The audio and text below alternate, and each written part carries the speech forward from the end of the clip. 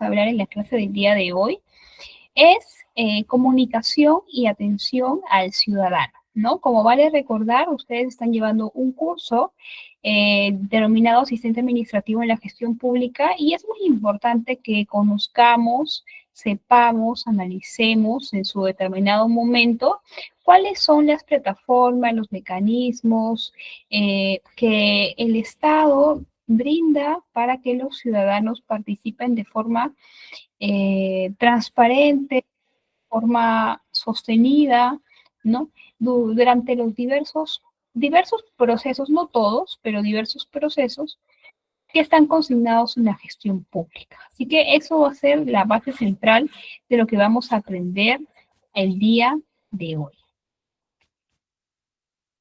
Entonces, para poder hacer eso, para poder también hablar de la comunicación y la atención al ciudadano, dentro de las formas o de los espacios a través del cual tenemos contacto, no directamente con el ciudadano, porque los oficios no están creados para ser redactados o recibidos por ciudadanos, pero sí está creado para ser recibido y dirigido por funcionarios, pero pueden atenderse, evidentemente, algunas situaciones que tengan relación con los ciudadanos. Y como esos documentos, muy seguramente vamos a estar encargados en la parte si están o si van a tener un puesto administrativo, es muy seguro que en algún momento van a tener que realizarlo, van a tener que redactarlo, y es mejor que podamos repasar, que podamos conocer de qué se trata, cuáles son los más comunes, para qué sirve,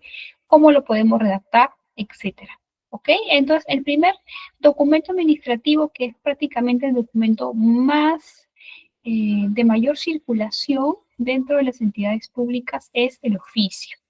¿Ok? Algunas consideraciones generales y preliminares que tenemos que tener respecto al oficio, que es un documento de carácter formal, de carácter oficial, ¿correcto? ¿Utilizado por todos dentro de la administración pública? No. Solamente está creado, pensado para que los funcionarios ocupen cargos directivos de los diferentes instituciones, programas, ministerios, órganos adscritos a algún ministerio, remitan o envíen información. ¿Para qué se usa? Para hacer consultas, para transmitir información, para realizar gestiones, para felicitar, para colaborar, para agradecer, ¿verdad? Tiene varias finalidades, pero las más comunes yo diría que son tres, ¿no? Realizar consultas, dar respuestas y transmitir información. ¿Con qué finalidad o qué finalidad cumple el oficio? Bueno, cumple distintas finalidades, depende del tenor del documento, de la materia que se aborda en el documento, pero puede cumplir una finalidad política, social, deportiva, profesional, entre otros. Ahora, es importante que nosotros, ya lo habíamos hablado en la clase anterior, que todas las entidades públicas tienen una estructura, ¿verdad? Tienen una estructura que se consolida o se aprueba a través de un documento de gestión. ¿Cómo se llama ese documento de gestión que expresa la organización jerárquica de una institución pública? ¿Alguien que lo recuerde y que me lo mencione en el chat, por favor?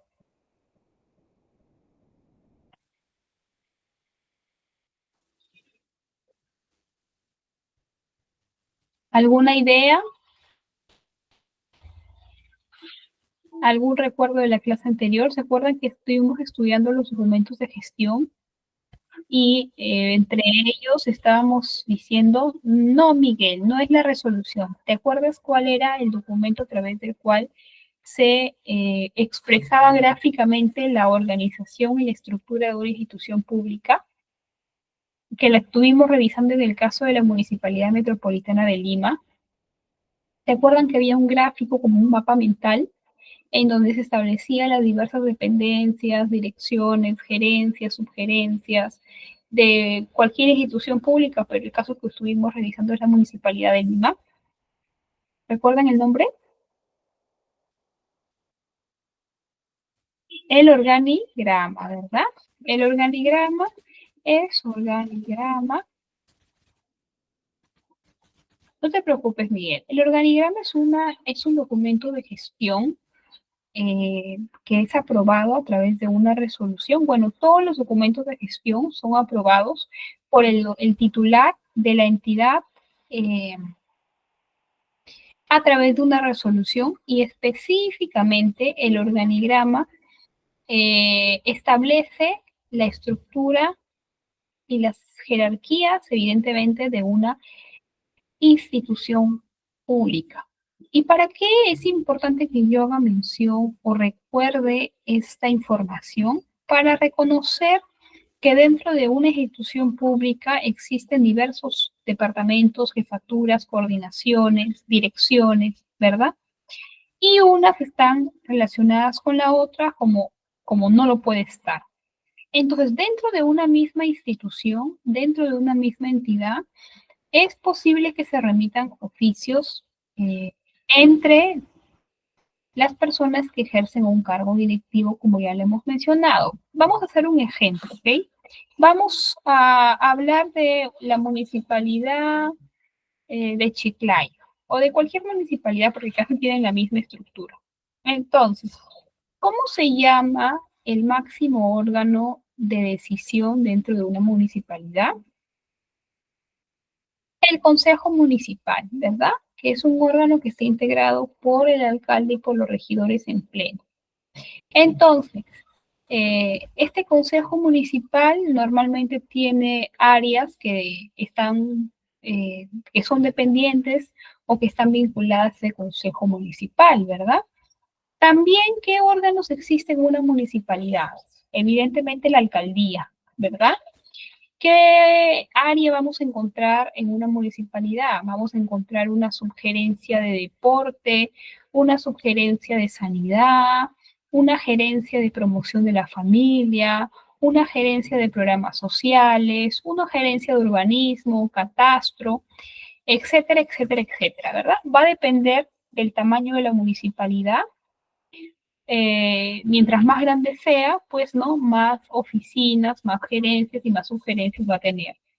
Entonces, vamos a suponer que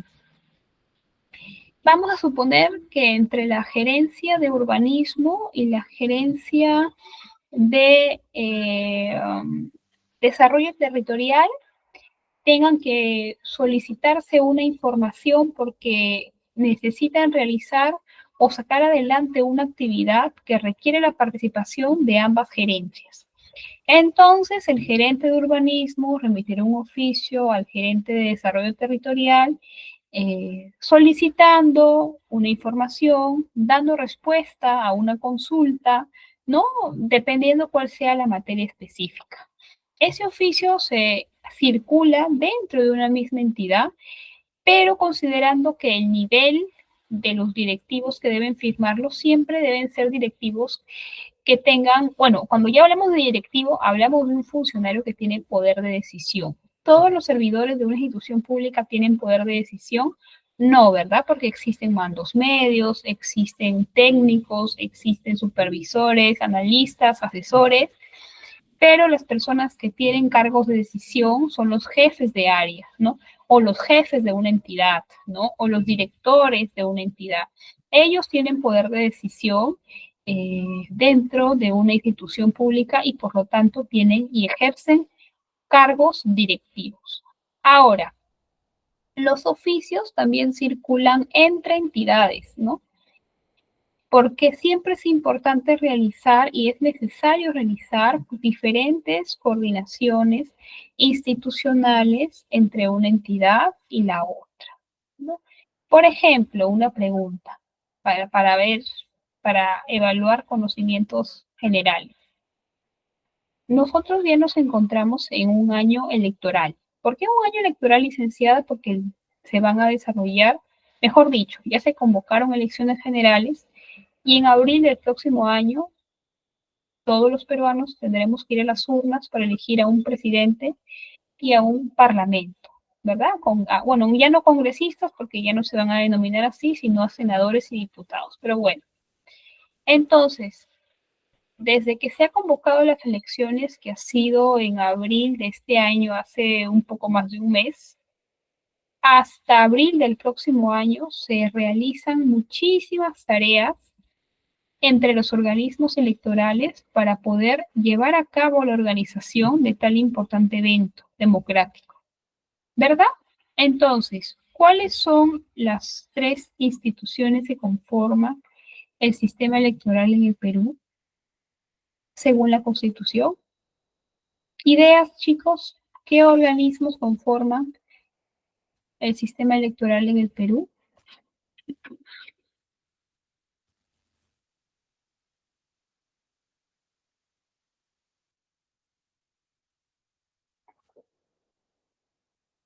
Ya, OMP es uno, faltan dos.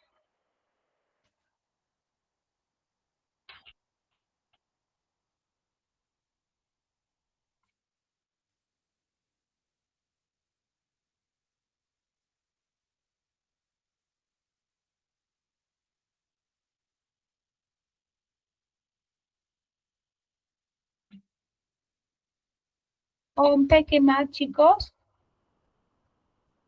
La RENIEC será otra. RENIEC, excelente. Y falta una. Falta una.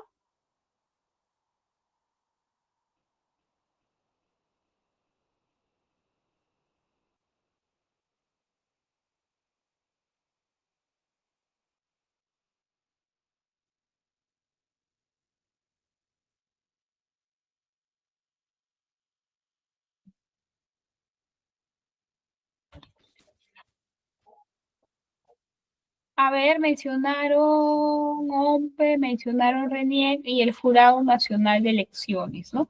¿Cuál es la función de la OMPE? La OMPE es una entidad que se encarga de organizar operativa y logísticamente las elecciones, ¿verdad? ¿En qué sentido? Se encarga de contratar personal para que sea coordinador de local de votación, coordinadores departamentales, coordinadores nacionales, ¿verdad? Se encargan de implementar los locales de votación, se encargan de capacitar a los miembros de mesa, ¿verdad? ¿Qué otras funciones cumple la OMPE? El día de la elección, una vez que se realice el escrutinio, ¿no? Son los encargados de poder trasladar estos documentos en donde se consignan los votos, los trasladan para poder realizar el conteo y la digitalización de los votos, ¿verdad? Entonces la OMPE básicamente tiene una función organizativa, logística, operativa dentro del proceso electoral. Diferente de la función que cumple el Jurado Nacional de Elecciones, ¿verdad? Porque el Jurado Nacional de Elecciones es un organismo encargado de dictaminar o de emitir, eh, no opinión, sino emitir decisión sobre los procesos electorales vinculados a la admisión de candidatos, a las tachas, ¿verdad? A las tachas o a la inscripción de partidos políticos, ¿verdad? La desafiliación a partidos políticos. Entonces, el Jurado Nacional de Elecciones tiene una función mucho más eh, vinculada a la supervisión, ¿no? Y como Miguel lo dice, a la fiscalización del proceso electoral. ¿Y la RENIE qué función cumple dentro del proceso electoral?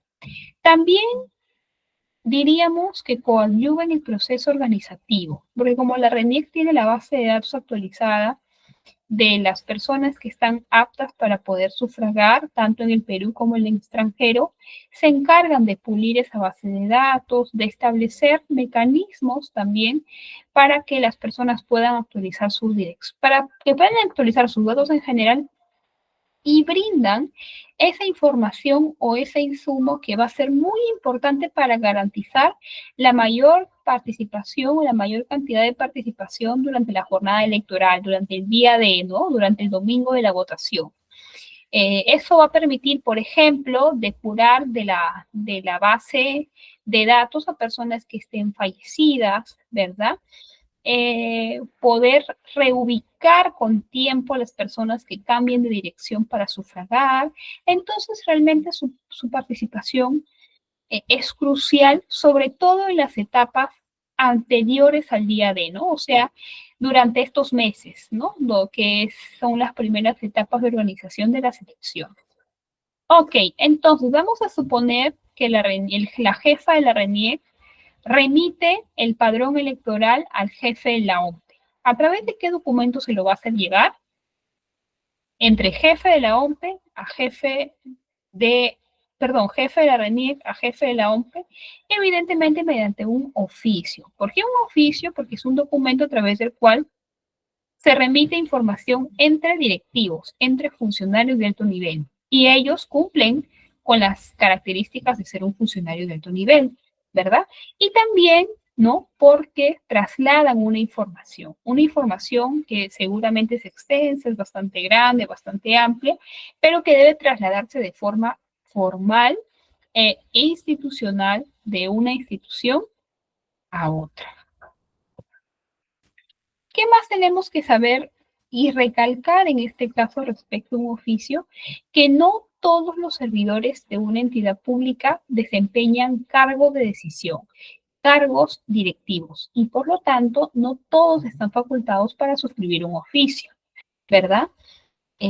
Ya lo vuelvo a repetir para que quede súper claro que solamente está dirigido a suscribir las personas o funcionarios que ejercen cargos directivos, jefes, directores, gerentes, subgerentes, administradores, etc. Vamos a revisar rápidamente, estimados, la estructura de un oficio para que podamos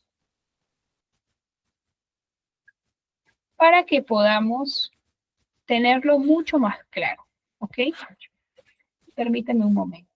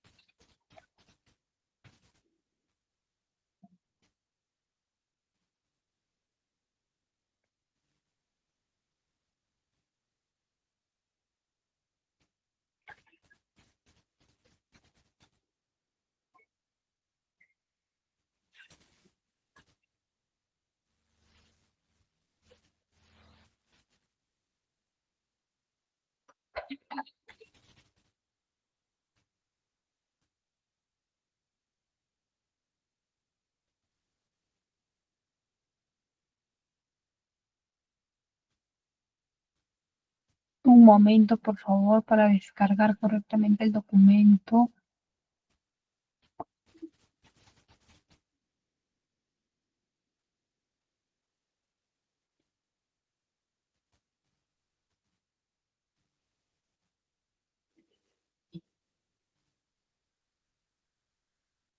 Ya, ok, vamos a compartir la pantalla, ¿ok?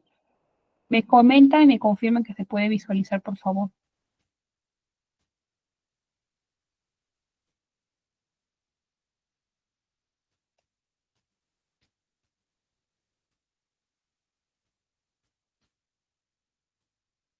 Ok, sí lo pueden ver, ¿verdad, chicos? Sí, ¿verdad? Ya, gracias, Mary, por confirmar la información. F5. Ya, ok.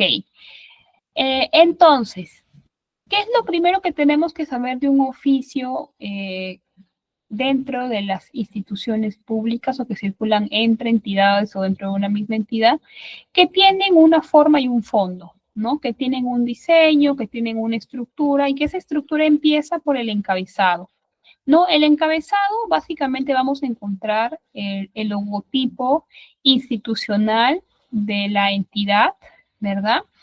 Ahora, respecto a estos logotipos, color, tipografía, tamaño, espaciado, esto ya está regulado. Cada institución tiene aprobado mediante resolución y mediante un documento cuáles son los logos oficiales de cada entidad. Por lo tanto, nosotros no podemos modificarlos, sino solamente agregarlos o mantenerlos conforme corresponda, ¿correcto? En el encabezado también se coloca una información importante que es el nombre del decenio y el nombre del año, ¿no? Recuerden que el nombre del año evidentemente va variando conforme pasan los años y es una potestad que tiene el presidente, de acuerdo a las consideraciones políticas, sociales que quiera enfatizar a lo largo de un año, ¿no? Y son de obligatorio consignamiento en los documentos públicos. ¿Qué más tenemos que saber en cuenta? Que en todo oficio y en realidad en todo documento administrativo tenemos que colocar la ciudad separado con coma del día, del mes y del año en la que se suscribió el documento, ¿no? ¿Qué más? Ahora tenemos acá debajo de la firma, tenemos la nomenclatura, ¿no? Todo documento administrativo tiene un número, ¿no? Este número va a permitir llevar un orden, un registro correcto del listado de documentos que se han remitido durante un periodo de tiempo. Este periodo de tiempo es anual, ¿no? Cada vez que termina un año e inicia otro, esta nomenclatura regresa a cero, ¿no? Que va a terminar en el número X, ¿no? En el número correspondiente año a año. Ahora, las entidades públicas también tienen abreviaturas de los nombres de las instituciones o departamentos o jefaturas o áreas. Pero estas abreviaturas, como todo en el Estado, en el aparato público, ya está regulado, está aprobado, ¿no? Y lo que tenemos que hacer simplemente es respetar esas denominaciones, ¿no? Recordar que el orden de bueno, normalmente esto ya está predeterminado en todos los documentos, así que lo que van a hacer es prácticamente copiar, pegar y editar el número, que es lo que sí cambia, pero todo esto viene predeterminado. Pero de todas maneras les voy a explicar qué significa, ¿no? En primer lugar, que la jerarquía se aprecia o se coloca de izquierda a derecha.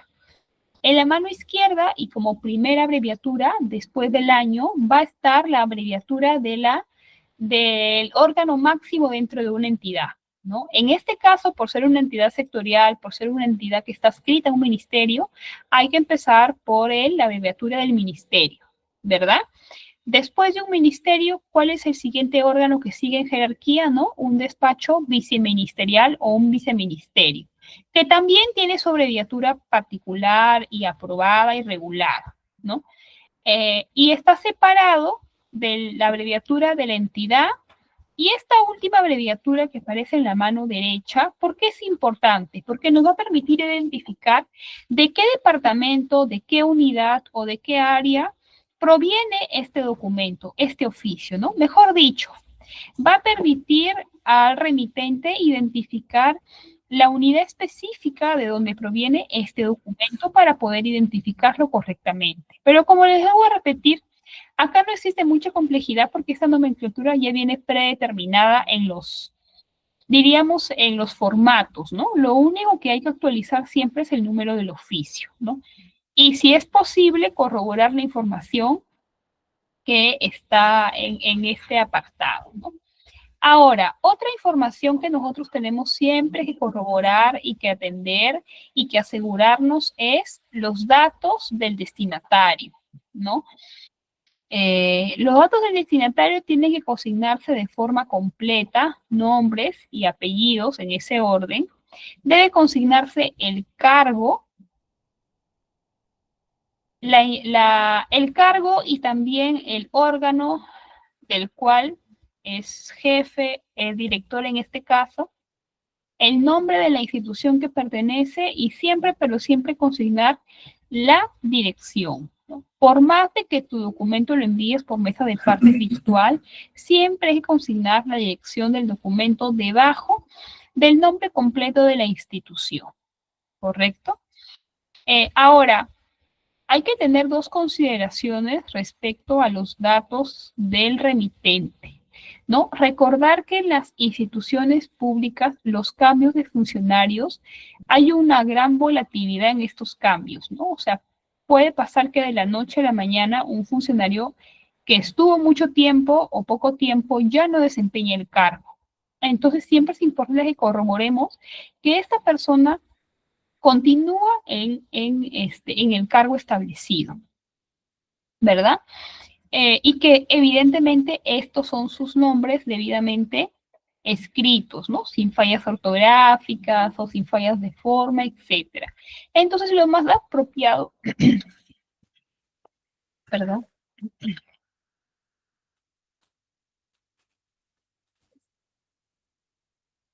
Entonces, para poder asegurar que esa información no se nos pase, no cometamos ese error, lo que hay que hacer siempre es, como los funcionarios que ocupan cargos directivos siempre aparecen en las páginas web en la página web de los diferentes ministerios, de los diferentes programas, hay que corroborar esa información y toda página web de cualquier institución tiene en su portal un apartado de funcionarios, ¿verdad? Y esos portales web se actualizan diariamente. Entonces vamos a tener información certera de si una persona sigue ocupando un cargo y cuáles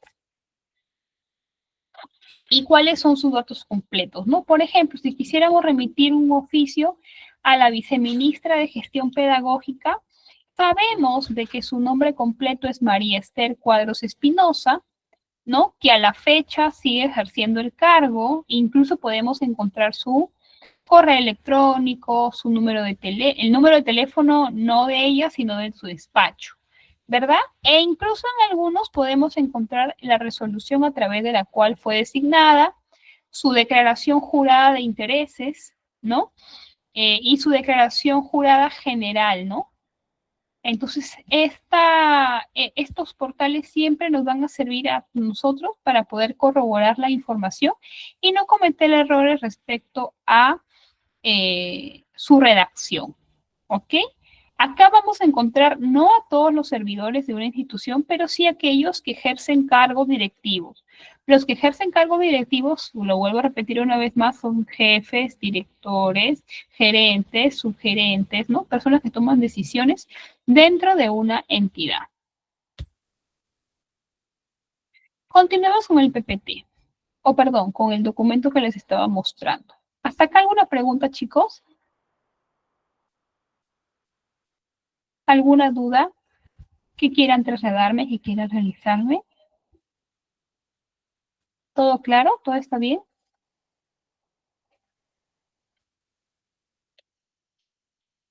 Bien, si es así, vamos a continuar. Entonces, todo oficio tiene un asunto. ¿Qué es el asunto? Es la declaración clara y concreta de la intención que deseas transmitir en tu documento, ¿no?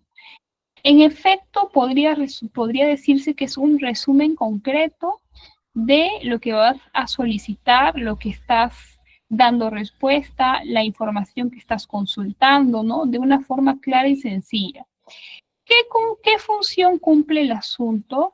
Ninguna otra, nada más otra de que la persona, el remitente o la persona que lo revise pueda saber claramente cuál es el tema, cuál es la intención, qué es lo que está solicitando a través de este documento, ¿no? Los asuntos siempre son claros, directos, no extensos, en realidad no deberían superar las 2 o 3 renglones, ¿no?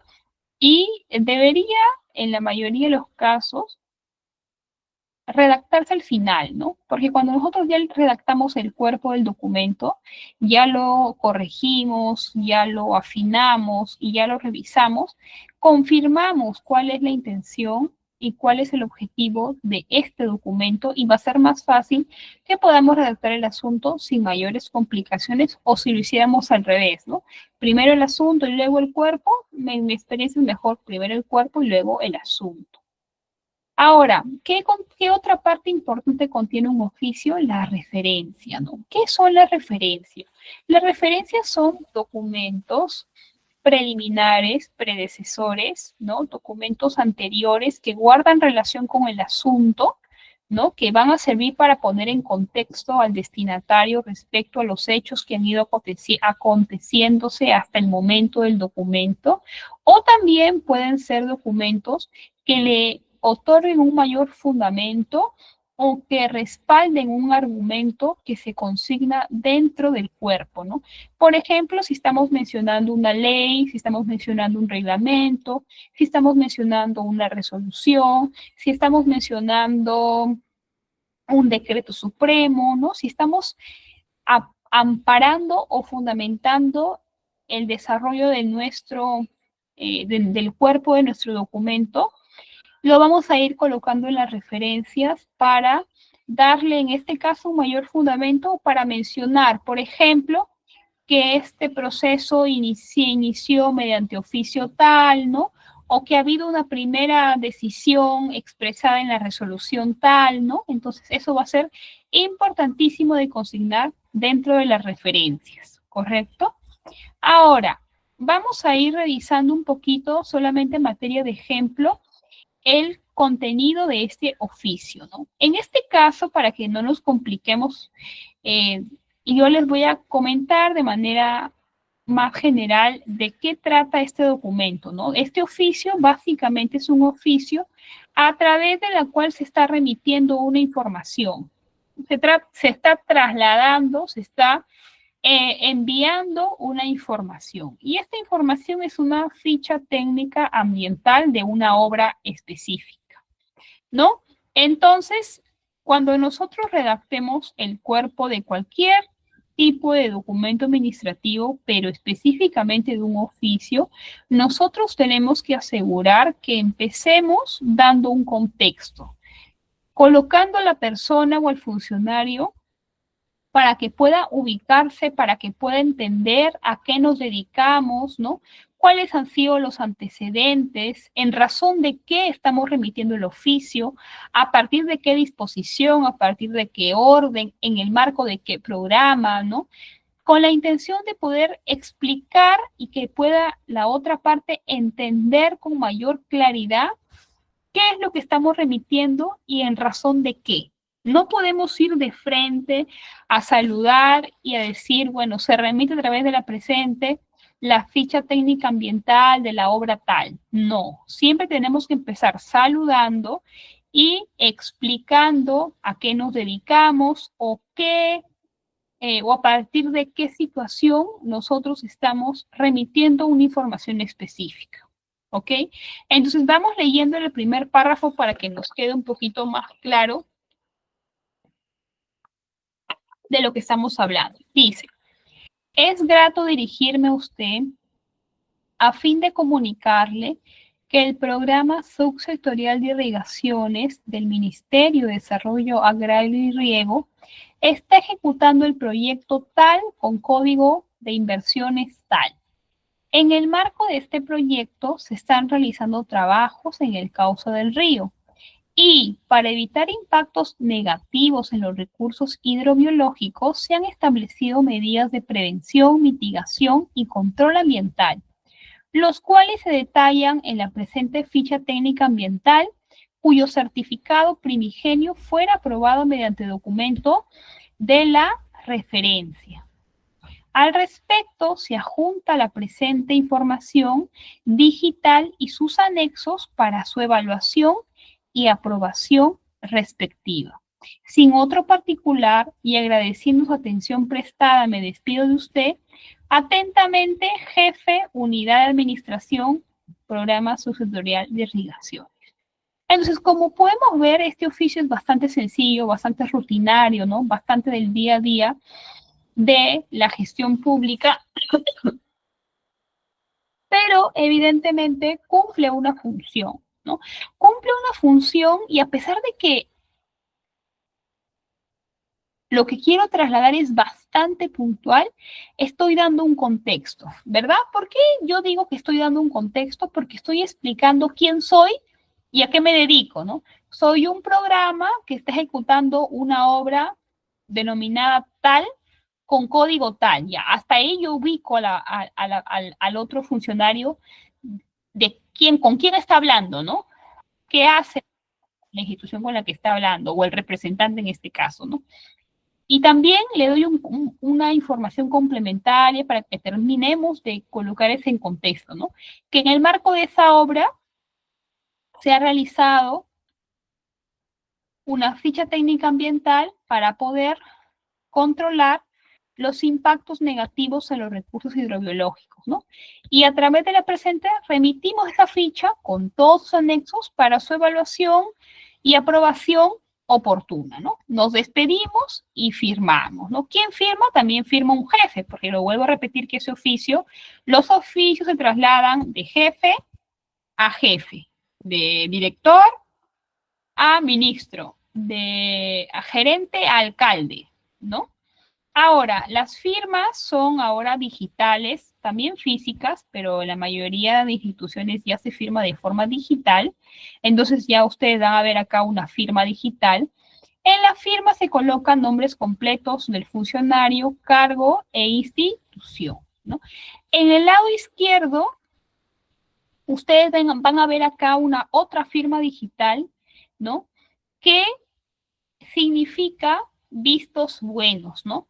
Los documentos normalmente llevan vistos buenos de aquellos otros funcionarios o especialistas que que normalmente trabajan asesorando a este otro funcionario y que certifican de que están de acuerdo con su contenido, ¿no? Y por lo tanto le dan su visto bueno, ¿no? En este caso tenemos una firma digital que también pudo haber sido firma física, ¿no? De un funcionario de nombre Luis Aragón que tiene el cargo de encargado de UJIES, ¿no? Y le da su visto bueno. Ahora, para finalizar, nosotros tenemos el CUT, que es el Código Único de Trámite, que es un código que siempre te van a brindar cuando tú remitas un documento o curses un documento a una institución pública. O te dan número de CUT o te dan número de expediente. ¿Para qué sirve este famoso Código Único de Trámite? Para poder identificar a este documento en el sistema de gestión documentaria interno de una institución pública, que todas las instituciones manejan un sistema de gestión documentaria interna. De este lado tenemos las siglas, ¿no? Que sí tienen un significado. Estas siglas responden a dos preguntas: ¿quién redactó y quién revisó este documento, ¿no? Redactó los nombres, acá están las siglas del funcionario que lo redactó y que lo revisó, ¿no? ¿Y qué más? Bueno, tenemos el pie de página, que estos pie de páginas también ya son aprobados, ya son regulados por cada institución, no podemos modificar nada, simplemente tenemos que copiar y pegar o respetar el formato establecido, ¿no? Pero que normalmente contiene la dirección de la entidad, el teléfono, la página web, el logo del gobierno, ¿no? Y también el logo del bicentenario y una información adicional sobre la institución, ¿no?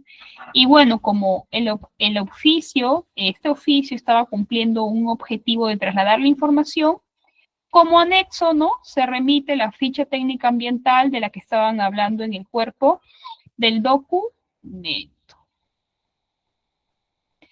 Bueno, con eso, si alguien tiene alguna pregunta, pasamos a otro documento administrativo. ¿Alguien tiene alguna otra pregunta, por favor? Consultas, dudas, comentarios, chicos.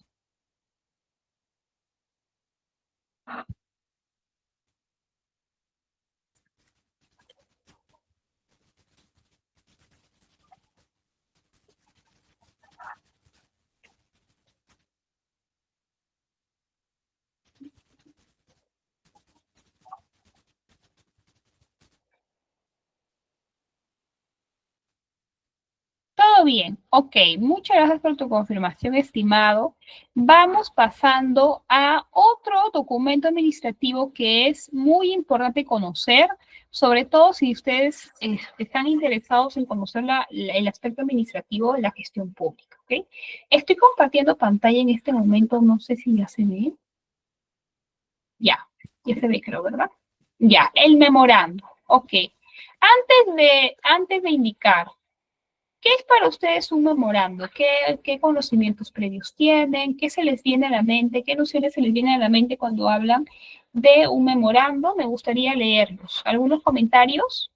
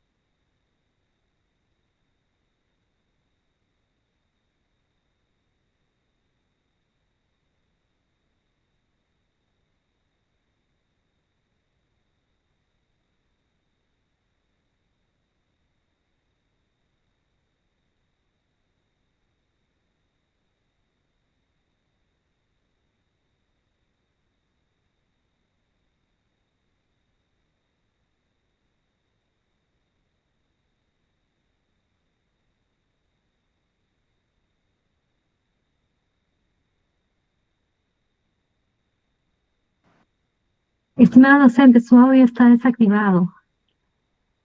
Disculpen, estaba hablando yo y se me escuchaba. Dice Miguel que es un recordatorio informativo de carácter interno. Luisa nos dice que es un documento a través del cual sirve para comunicar acuerdos o llamadas a atención. Miguel dice que es para o se utiliza cuando no se están haciendo bien las cosas como una llamada de atención. Sí, Juan, disculpa, ya reactivé el audio, no me había dado cuenta que estaba silenciado. A ver, cuando nosotros hablamos de un memorando, yo creo que la primera noción preliminar que se nos viene a la mente es un documento que recibimos de un jefe, ¿no? Lo cual tiene toda porque los memorandos son documentos que se remiten de jefes a subordinados y no al revés. Siempre los memorandos se remiten de una persona que tiene mayor jerarquía hacia una u otras que están jerárquicamente debajo de ellos, ¿correcto? Ahora,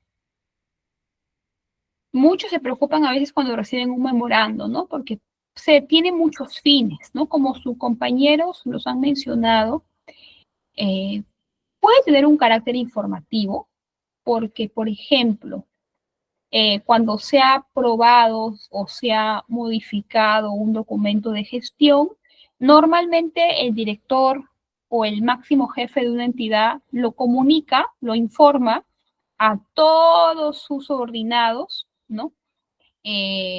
A través de un memorando, ¿no? Entonces puede ser que esté trasladando o poniendo de conocimiento una información. También puede ser de que se recuerde el cumplimiento de una directiva, ¿no? Vamos a suponer que se ha detectado que varios funcionarios están llegando tarde a su trabajo y no están realizando las justificaciones debidas, ¿no?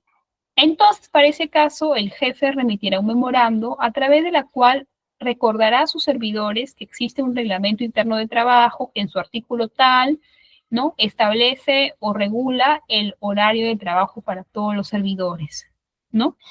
También existe otro tipo de memorando a través de la cual se dan, bueno, todos sirven para dar disposiciones, ¿no? Pero en específico,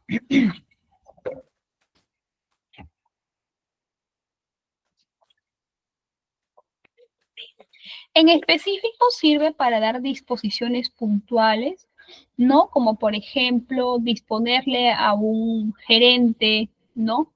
Que remita una información en 3 días hábiles, en 5 días hábiles, ¿no? Que responda una consulta en 2 días hábiles, ¿no? Que realice tal cosa por tal razones en un periodo de tiempo que se cuantifica eh, con días hábiles. Por ahí yo había leído una pregunta que decía, ¿cuántos días hábiles se tiene para contestar un oficio? Entonces, en perspectiva, o para ser más claros, no existe un espacio de tiempo obligatorio para remitir un oficio, para responder en este caso un oficio. No es como el memorando, porque en el memorando tú recibes una orden directa de tu jefe y todos los memorandos deben consignar una fecha límite para cumplir lo que se está diciendo, ¿no? Para correr traslado de la información que se está brindando, ¿no? Pero en el caso de los oficios, eso no funciona así, ¿no? Porque en el caso de los oficios de carácter externo, o sea, que se remiten de entidad en entidad, cada entidad pues tendrá su carga laboral propia, ¿verdad? Tendrá sus procesos, ¿no? Claro que se entiende o se deduce que debe de ser dentro de un plazo razonable y priorizado, ¿no? Porque hay oficios informativos que a veces no se responden, ¿no? Cuando se remite una felicitación, no se responde, no se suele responder, ¿no?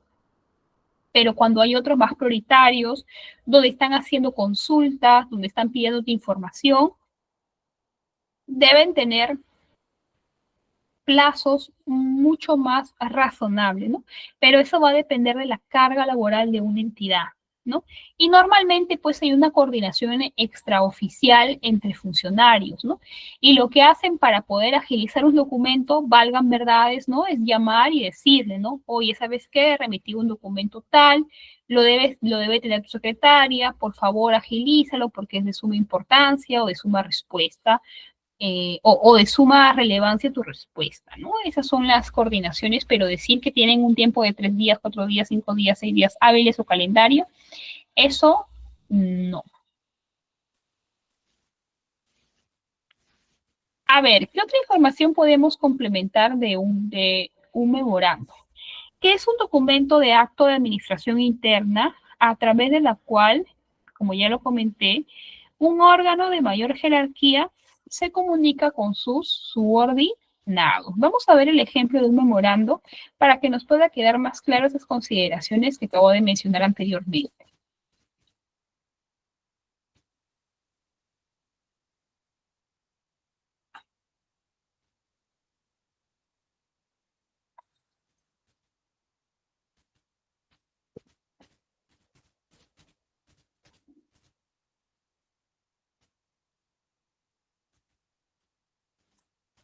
Ya, vamos a ver un ejemplo de un memorando. Los memorandos son dirigidos a un solo funcionario, también pueden ser memorandos múltiples, ¿no? Aquí estamos viendo un memorando y como tal, el memorando es un documento oficial, siempre empieza como también empieza un oficio, ¿no? En el encabezado se colocan los logos y se coloca el nombre del decenio y el nombre del año, ¿no? Ahora, en un memorando también tiene una nomenclatura que es prácticamente la misma nomenclatura que les enseñé en el oficio, solamente que en lugar de oficio, ¿no? Se coloca memorando. Si es un memorando para más de un funcionario, ¿no? El memorando será múltiple, ¿no? Si es un oficio para más de un funcionario, el oficio será oficio múltiple, ¿no? Entonces, en este caso,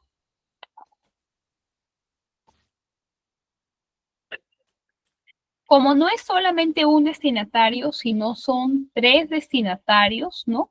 Tenemos que consignar estos destinatarios en el memorando, ¿no? ¿Qué datos necesitamos consignar? Nombres completos, cargo y el órgano de la cual son jefes o son encargados, ¿correcto? Como todo documento tiene un asunto y una referencia, ¿no? El asunto, ya lo expliqué, es la intención clara y concreta que está transmitiendo a través del documento. En este caso dice actualización del registro del sistema Infoobras, menciona un documento e indica la fecha, ¿no? En este caso, en el memorando, ¿se acuerdan que en el oficio la fecha estaba ubicada debajo del nombre del año, ¿no? En cambio, acá se consigna debajo de la referencia y se separa esa información con una línea vertical. Ahora, cuando tú empieces a redactar un memorando, como todo documento administrativo, tienes que dar unos antecedentes o tienes que poner en contexto, ¿no? Siempre pensando en que los destinatarios deben conocer con claridad aquello que estás transmitiendo, ¿no? Leamos el primer párrafo. Dice, es grato dirigirme a ustedes en atención al documento de la referencia, mediante el cual el órgano de control institucional manifiesta la Contraloría de la República ha implementado el sistema de información de obras con la finalidad de fortalecer la transparencia e involucrar a la sociedad civil en el resguardo del correcto uso de los recursos públicos invertidos en la ejecución de obras nacionales. Entonces, están iniciando con un precedente, con un antecedente. ¿Cuál es este antecedente? Que existe un sistema a través de la cual tienen acceso los ciudadanos para poder hacer seguimiento de las obras públicas, ¿no? ¿Qué más dice? Ahora, al respecto indica que de la información registrada en el sistema ha identificado información desactualizada de obras a cargo de la entidad, por lo que solicita ya, a partir de la coma, ya se dejó de involucrar el contexto y ya vamos a la determinación, a la indicación, a la orden, ¿no? Por lo que se solicita se actualice la información de las obras que se detallan en el anexo adjunto en un plazo máximo de 10 días de recibido el presente. Como se dan cuenta acá, a diferencia de un oficio, sí se indica obligatoriamente el plazo mínimo, o en este caso el plazo máximo para acatar lo indicado en el memorando. Y en caso de tener justificación para la no actualización de los datos, enviar información al correo tal, oficio u otro que estime pertinente. Además, o asimismo, de tener alguna consulta sobre el proceso de verificación, contactarse con el señor tal, al correo tal, al teléfono tal, con el asunto verificación de la información registrada en Infoobras. En ese sentido, se le solicita, de acuerdo a sus funciones y competencias, efectuar el registro correspondiente y remitir la información a más tardar hasta el 13 de agosto del 2024 bajo responsabilidad. Entonces, ¿qué información podemos deducir de estos tres párrafos? De que en el primer párrafo se está indicando, en el primer párrafo y en una parte del segundo párrafo, se está indicando un contexto, se está explicando cuáles son los antecedentes, ¿verdad? Y ya luego se da la orden y se indica o se brinda información complementaria relacionada con esa orden, ¿no? Si hay alguna duda, contactarse con la persona tal. Si hay alguna situación extraordinaria, contactarse con la información con la persona tal. Y evidentemente lo más importante, el plazo, ¿no? El plazo y también la indicación que es una obligación hacerlo bajo responsabilidad funcional. Como todo documento, tiene una firma y tiene un pie de página, ¿no? Que la firma puede hacerse de forma digital o de forma física. Ok, ¿hasta acá alguna pregunta? ¿Todo claro? ¿Hasta acá alguna pregunta?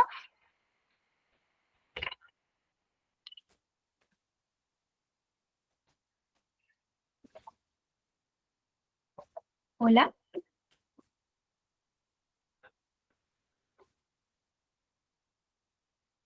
Ok, entiendo que todo claro. Ahora vamos a revisar el último documento administrativo de la clase de hoy. Y para eso me gustaría formularles alguna pregunta, ¿no? Así como lo hice en el anterior documento. ¿Qué nociones, voy a colocarlo aquí en el chat, qué nociones o información preliminar tiene de un informe? ¿Qué es para ustedes un informe? ¿Qué partes tiene? ¿Cuál es su estructura? ¿Para qué se usa? ¿Qué finalidad cumple? Me gustaría leer sus comentarios.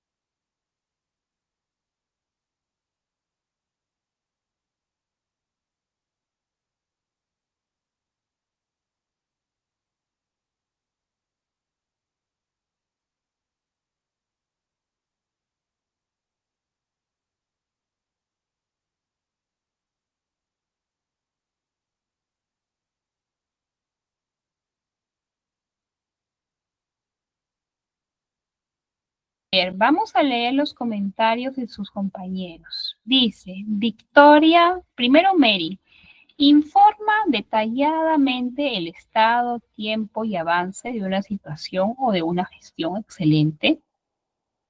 Victoria Solórzano dice, el informe es un documento que presenta información detallada, objetiva, sobre un tema específico, proyecto, investigación o situación. Luisa dice, es un documento que sirve para brindar información de un acuerdo o de una investigación.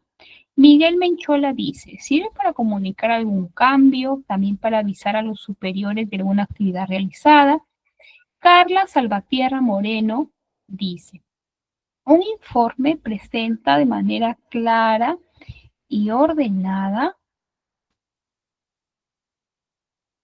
información sobre una situación, análisis o gestión para tomar decisiones, ¿no? Este último aporte de su compañera Carla es excelente, ¿no? Porque agrega una parte fundamental cuando hablamos de la intención de un informe, que es tomar decisiones, ¿no? El informe evidentemente es un documento escrito, es un documento técnico, ¿no? Porque va a variar dependiendo de la formación profesional de la persona o del remitente, ¿no? Un abogado hará su informe legal, un arquitecto hará su informe técnico, un ingeniero hará un informe técnico, hará un informe presupuestal, ¿no? En mi caso haré un informe social, ¿no? Un economista hará su informe particular, un contador también, ¿verdad? Porque todos tenemos diferentes pareceres y formaciones.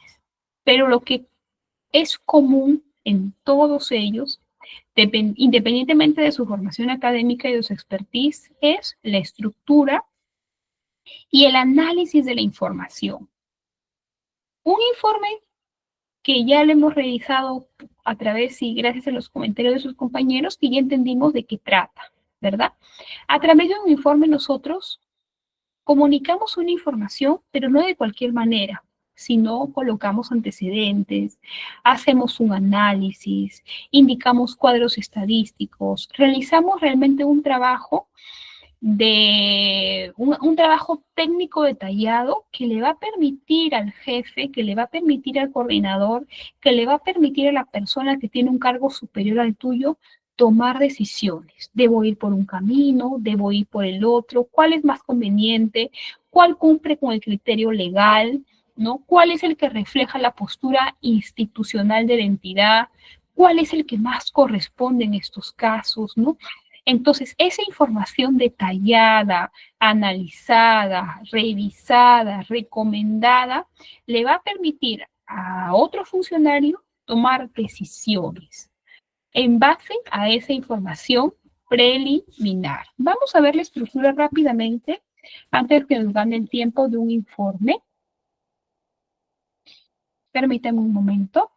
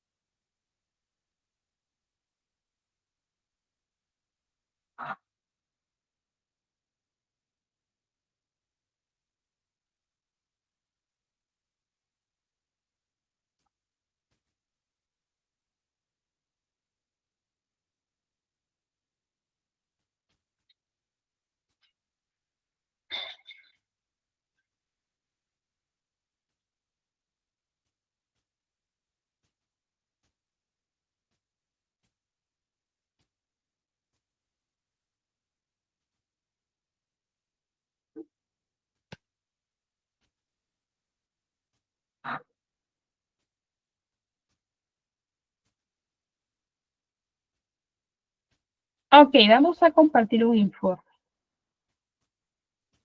Ahora, ¿cuál es de repente pueden hacer una pregunta, ¿no? Normalmente los informes de las instituciones públicas tienen un formato.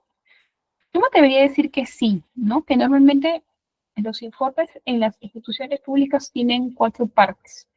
Los antecedentes, el análisis, conclusiones y recomendaciones. En lo que sí he visto mucha, bueno, mucha diferencia es en los informes del sector privado, ¿no? Porque veo informes con más ítems, informes con mayor detalle, informes con diferentes estructuras, ¿no? Entonces, bueno, entiendo que depende del criterio del profesional del sector privado, pero en el sector público sí solemos tener un informe con la estructura un poco más determinada, ¿no? Sobre todo en la institución en la que yo trabajo, de repente en otras varía, va a depender de eso. Vamos a, vamos a ver rápidamente un informe técnico del, vamos a ver si encontramos uno del Ministerio de...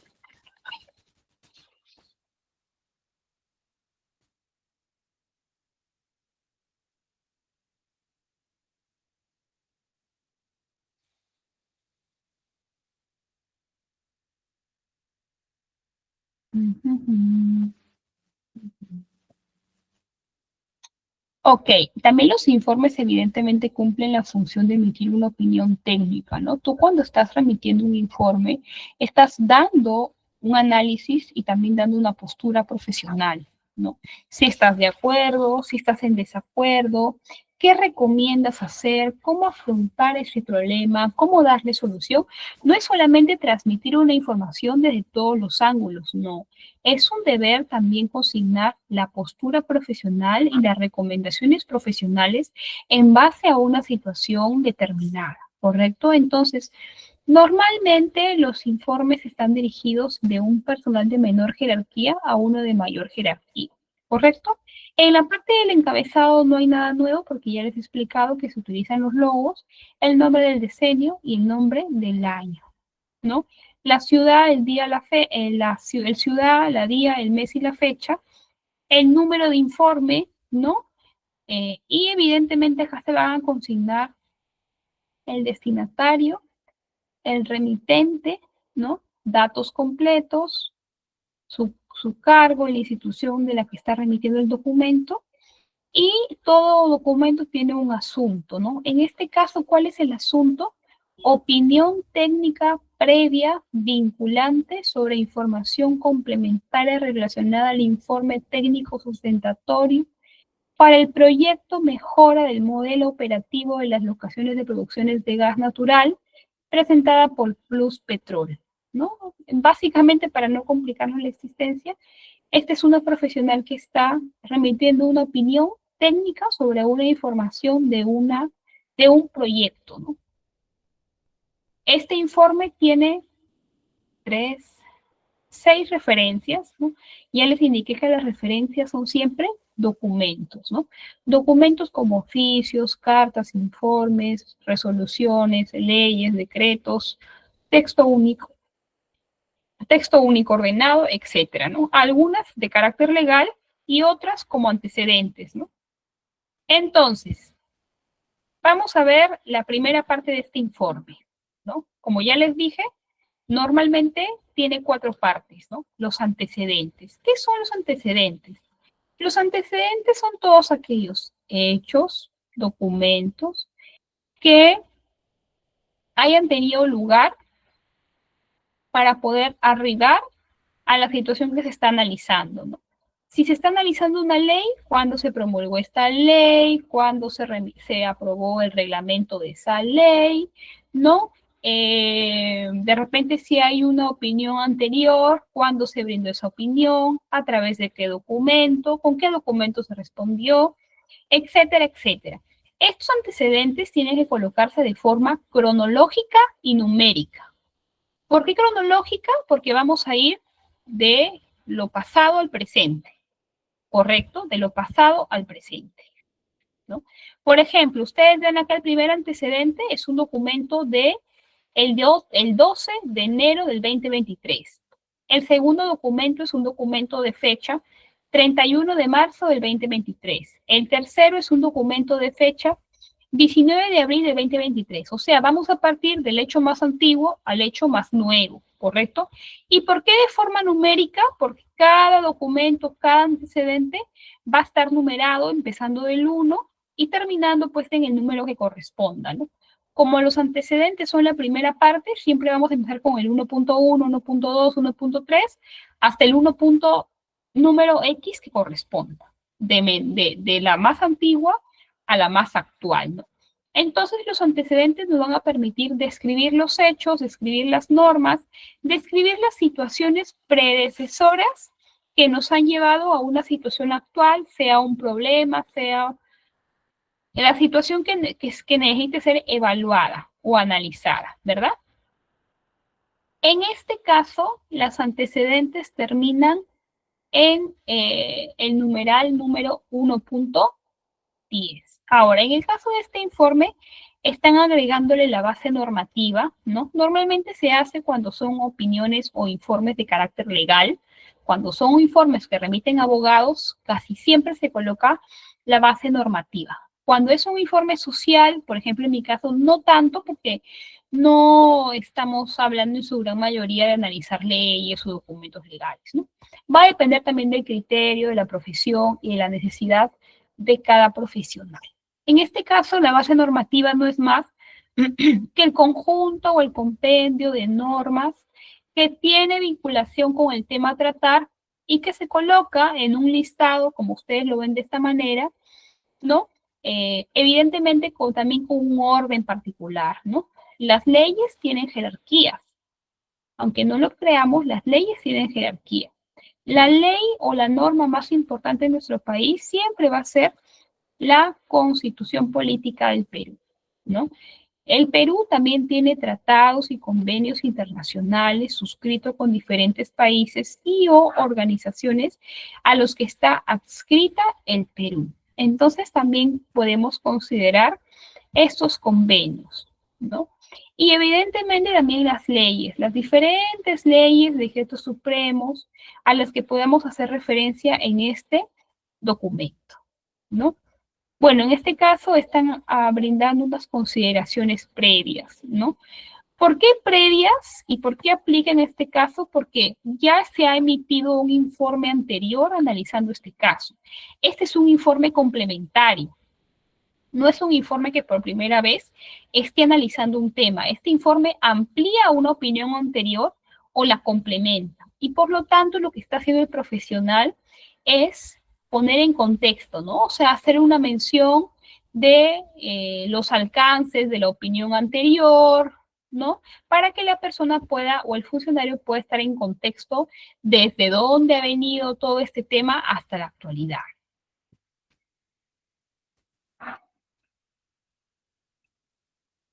Ya, ahora la parte que sí o sí tiene todo informe, independientemente de la profesión y de la formación del profesional, el análisis. El análisis es la parte más importante de cualquier informe, sí lo es, porque digamos es el corazón de un informe, ¿no? No existe un informe si no existe un análisis, ¿no? Porque ya en el análisis uno entra a la parte más especializada de un informe, ¿no?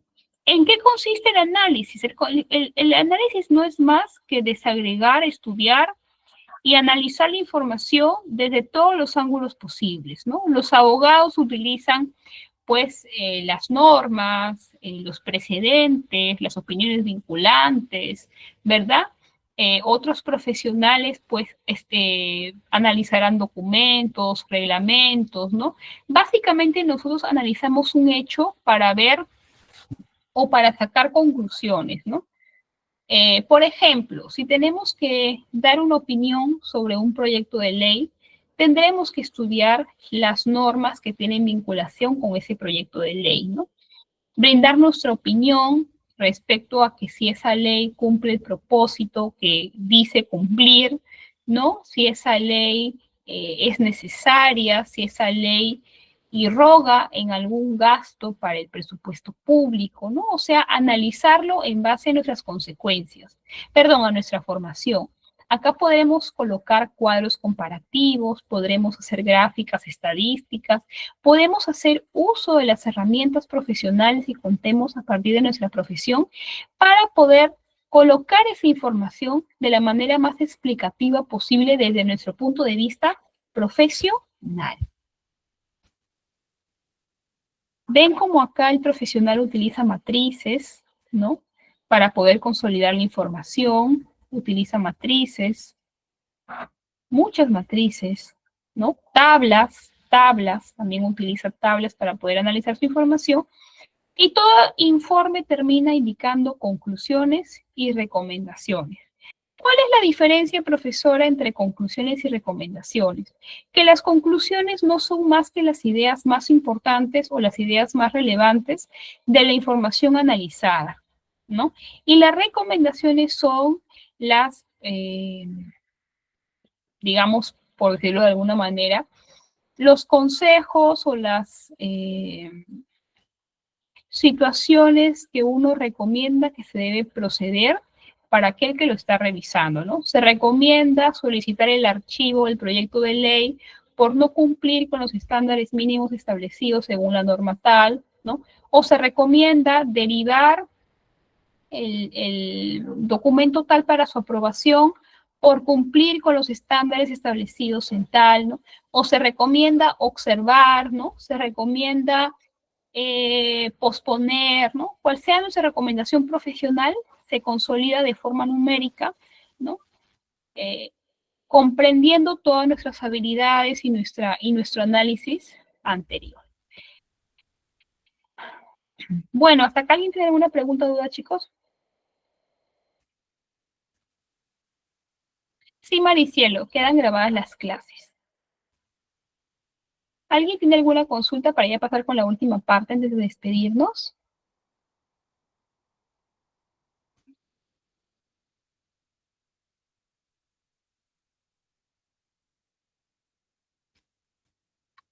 Ok, vamos a la última parte, estimados. Vamos de nuevo con el PPT.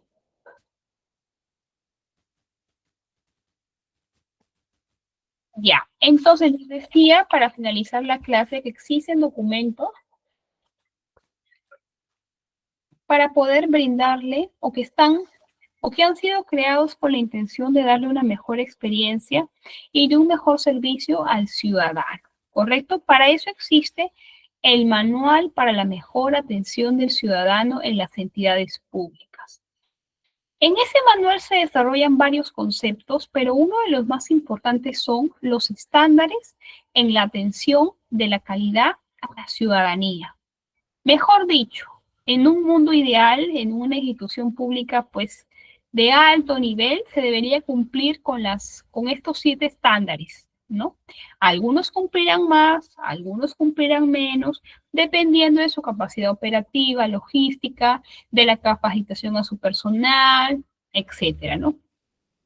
Revisemos estos 7 estándares. La estrategia de organización, conocimiento de la ciudadanía, acceso y canales de atención a la ciudadanía, infraestructura, mobiliario para la atención a la ciudadanía, proceso para atención a la ciudadanía y simplificación administrativa, personal de atención y transparencia y acceso a la información pública. Ah, y también tenemos 2 más que por ahí se me fueron, medición de gestión y reclamos y sugerencias. ¿De qué se tratan estos estándares? ¿No? Eso nos va a permitir responder las siguientes preguntas. ¿Las instituciones públicas cuentan con módulos de atención a la ciudadanía? ¿Cuentan con correos electrónicos? ¿Cuentan con números telefónicos habilitados? ¿Cuentan con stands donde existe personal capacitado para brindar información a la ciudadanía? ¿Sí o no? ¿No? En la municipalidad, por poner un ejemplo de una institución pública, ha dispuesto un espacio equipado para que cierto número de personas brinden atención oportuna o resuelvan dudas de la ciudadanía. Tiene una página web actualizada, tu teléfono funciona o te mandan al buzón. ¿Cómo te responden en el teléfono? ¿Lo hacen de manera diligente? ¿Lo hacen de manera respetuosa? ¿No? ¿Qué tipos o qué canales existen para atender al ciudadano? ¿Solamente física? ¿Solamente virtual? ¿Física o virtual? ¿No? Cuando el ciudadano solicita información, se la brinda dentro de los plazos establecidos, se lo hace llegar de manera efectiva, ¿sí o no? ¿Cuál es el nivel de preparación y de capacitación del personal que está dirigido a atender a las personas? Se capacita continuamente, se realiza una evaluación de su función, se realizan procesos sancionadores en el caso de obtenerse denuncias, ¿no? La municipalidad, el gobierno regional, el ministerio tal, tiene un canal para poder denunciar actos de corrupción, ese canal funciona, se pueden hacer denuncias anónimas, ¿no? Entonces, todas estas preguntas, estimados y estimadas, van a ir respondiendo a cada uno de los estándares de atención a la ciudadanía. Habría que realizar un análisis de una institución particular para poder decir, sí, profesora, sí cumple, cumple a medias, está en proceso de implementación, etcétera. Pero en el supuesto negado de que una institución cumpla con todos esos estándares, se le podría calificar como una entidad que brinda una mejor atención al ciudadano. Ahora, así como existen espacios de participación o espacios de información dentro de las entidades, también existe obligación de que las entidades implementen diversos espacios a través de la cual los ciudadanos pueden participar, ¿no?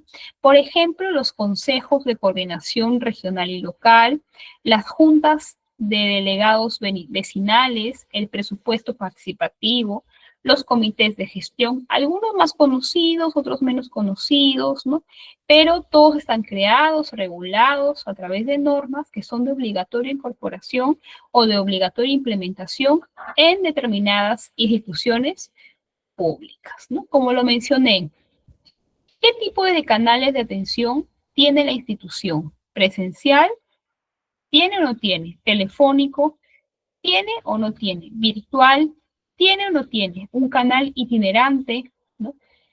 Entonces, si solamente tiene uno o tiene uno y el otro funciona de forma deficiente, pues evidentemente hay temas que mejorar para poder brindar una mejor atención a la ciudadanía. Ahora, no es solamente los canales de atención, sino también las competencias que debe tener el personal a cargo de esa atención, ¿no? Las personas deben ser responsables, deben tener una comunicación afectiva, ¿no? Habilidades blandas, porque existen funcionarios, servidores o personal técnico que no sabe llegar al ciudadano, que no usa un lenguaje apropiado, no se dirige de forma respetuosa, ¿no? Entonces, eso puede generar una mala experiencia a los ciudadanos, ¿no? Evidentemente, el comportamiento ético, ¿no? Ninguna persona debe generar ningún cobro ilegal para para poder atender a un ciudadano o para atenderlo más diligentemente o más expeditivamente, ¿no? Porque ¿quién no conoce la historia de algún que ha visto en las noticias de un funcionario que por sacarte el trámite, entre comillas, más rápido, te pide un dinero, ¿no? Que por atenderte favorablemente solicita dinero, ¿no? Lo cual evidentemente es un delito y no forma parte de los estándares de calidad, de atención al ciudadano. Y bueno, para finalizar, las instituciones públicas están obligadas a implementar diferentes mecanismos para poder tramitar quejas y sugerencias de parte de los ciudadanos. Por ejemplo, el libro de reclamaciones, el buzón de sugerencias, las ventanillas de atención, el libro de reclamaciones virtual y en otros casos también una vía telefónica, ¿no? Un número telefónico destinado para poder recibir llamadas vinculadas a reclamos o sugerencias para mejorar la atención a la ciudadanía en las instituciones públicas. Muy bien, estimados. ¿Tenemos alguna otra duda, consulta sobre este punto u otros en la clase? ¿O todo ha quedado claro? Para Victoria todo está claro. Para Miguel también. Para Juan también. Bueno, me alegra que haya sido una clase productiva, una clase en la que hayamos podido aprender algo nuevo, que siempre es lo más importante, ¿no? Poder estar en constante capacitación y formación. Conmigo será hasta el día martes, esperando que tengan un gran fin de semana y también un buen inicio de semana el día lunes. Que tengan buenas noches, nos vemos.